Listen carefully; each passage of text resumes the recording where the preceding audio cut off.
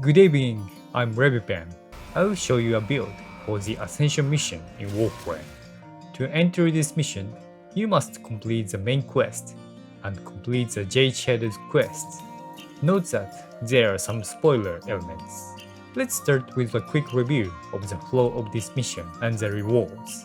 First, a 1-minute timer will start, and you should defend the mode collector until the timer reaches 0. When the mode collector's health reaches 0, the timer will stop, and after a restart, the timer will start again. After 1 minute has passed, the first phase is finished. Next, the extraction capsule will be placed on the elevator and carried to the top. Once it is on the elevator should be charged with batteries. The first time you activate the elevator, you can use the placed Ionic charge. Pick up the Ionic charge with the access button, adjust your viewpoint to the capsule, and use the secondary fire water to throw the Ionic charge into the capsule. When the elevator starts to rise, defeat the enemies and pick up additional Ionic charges. At this stage, you do not need to defend the capsule, so you are free to move and fight. Charge the power regularly so that the gauge in the circle on the left side of the screen do not reach 0 as much as possible.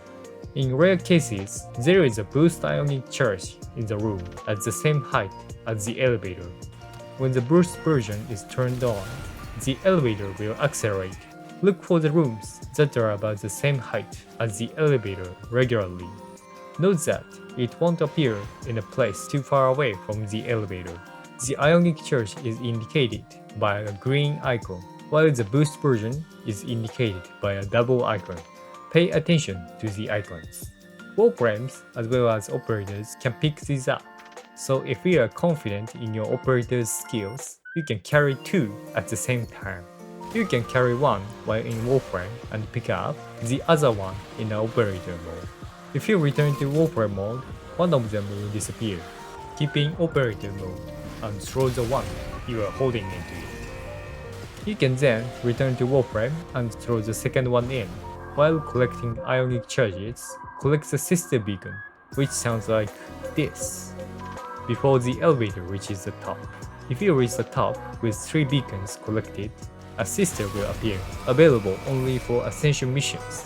If you can't collect 3 beacons, the sister will not appear, and there is no bonus. Defeating the sister that appears will give you an additional vestigial motes and unique arcane, the rewards for this mission. For the Belly of Beast event, you will receive volatile motes. After defeating the sisters, you should defend the extraction capsule that moves to the extraction point.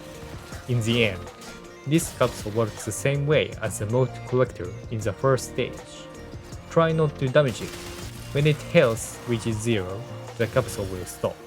After some time, health will be restored, and it moves to the extraction point.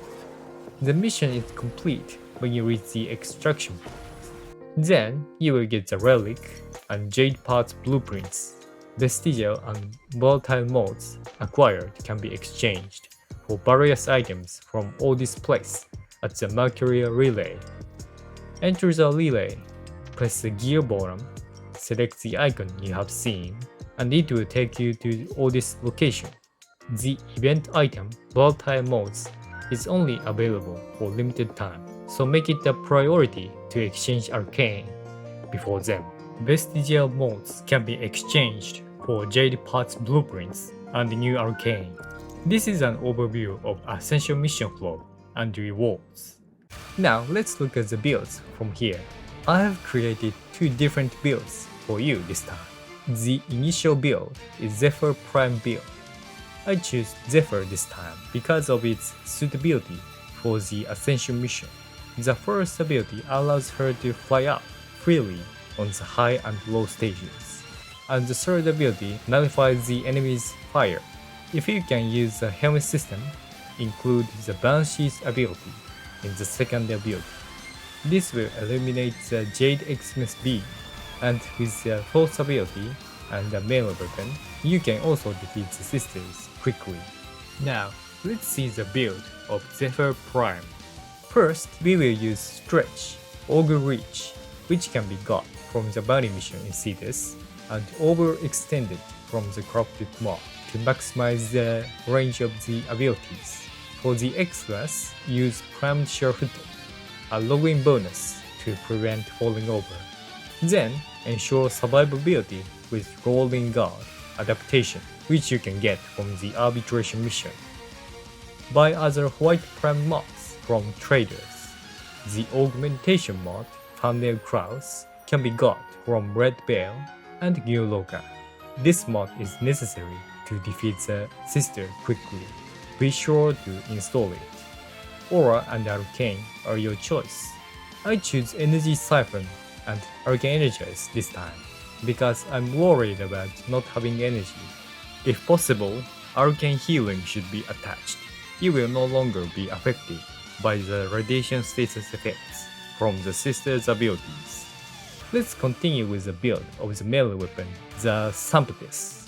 This time, we will not use the Arcane or X-Less. First, put in a set of sacrificial mods so that you can get the definite critical. We will use Organ Shatter and Gladiator Might, which you can get from the Syndicates bounty mission to boost the firepower on a critical. Since the weapon will be used only for Ascension mission, I got a mod from a trader to increase the damage against the corpus in the lower left frame. Since this weapon is slow to swing, I added Berserker Fury, which is rarely available from Corrupted Ancients. Finally, to create the magnetic element of corpus weaknesses, we should add cold and electricity element mods.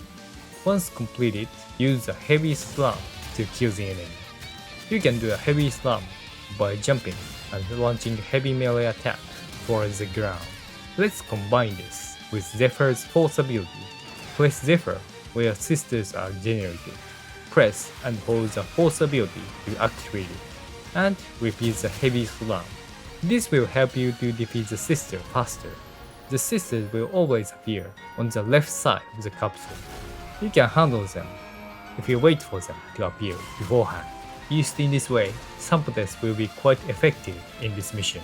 To get one, you need to complete a number of library experience and long stories and collect them. Then, by using the collected patterns clamp, you can buy the blueprints for the Syndicates. Therefore, it is quite time consuming. If you don't want to cycle around library, I recommend the Tenet Essek instead. Go to the Void Storm in Railjack, collect the corrupted hole key, and exchange it as the parent sequence to get it. It may be better than library because you can train Railjacks. If the weapon's element is magnetic, it will be a great weapon in the Corpus mission. Here is a build of the Tenet Essek. First, I put in a set of sacrificial so that it can always crit. Since this weapon is not slow, I added a Spoil Strike to increase the base damage. Like Syndicates, I included a mod to increase the damage to Corpus, and Organ Shatter also increases the damage. Then, I put in the electricity, cold, and flame element mods from left to right. The usage is the same way as Syndicates. Smash your enemies with heavy slam. If you are in steel mode, you can take Smith Kabat with you to get an extra steel essence. You should also be able to take down the sisters if you have a build like the one I showed you previously. Some mods can be purchased from Animal Conservation offers in Deimos, Fortuna, and Syndicates. With the builds shown here, you can defeat most of the enemies in the Ascension mission. However, you also need a reliable primary weapon since the melee weapons are sometimes out of reach. So, next I'll show you the build of the Tenet Galaxian. The weapon elements are magnetic as shown in the previous video. First, equip the poison and flame element mods starting from the upper left. This will create a gas element. Then, add the radiation element mod.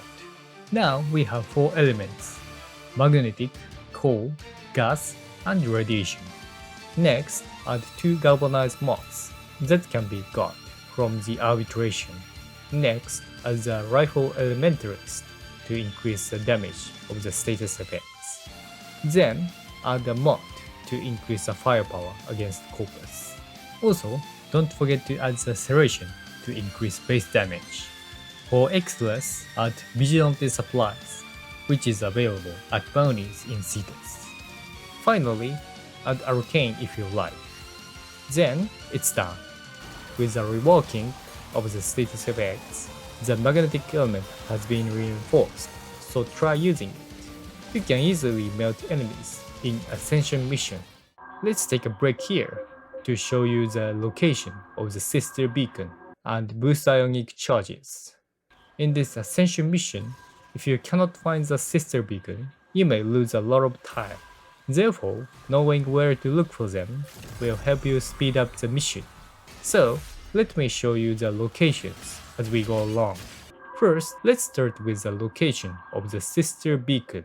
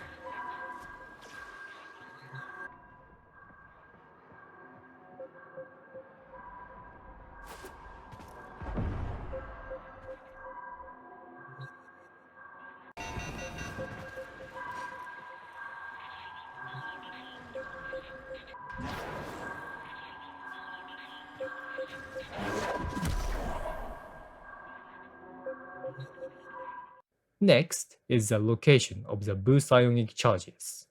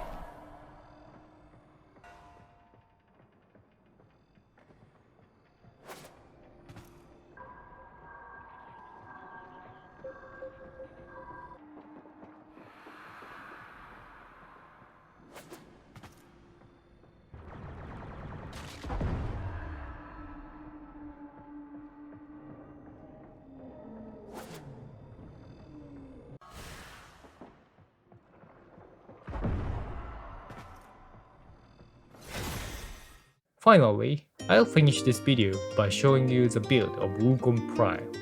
First, override the Force ability with Ibarra's ability using the Helminth system. Now, we can use a fourth ability, the arrow ability, that makes the area it hits invisible. Let's continue with the build. Sacrifice the range of the abilities, using the narrow-minded, corrupted mod, and prioritize the time of the abilities with primed continuity, and so on.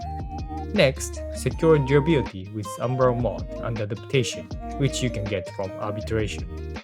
Use Hunter Adrenaline from Bounty Mission in Cetus for energy, and buy the rest of the white mods from the traders. The extra slot should be primed sure-footed, a login bonus to prevent falling over. Choose Arcane and Aura as you like, and you are done. The usage is quite simple.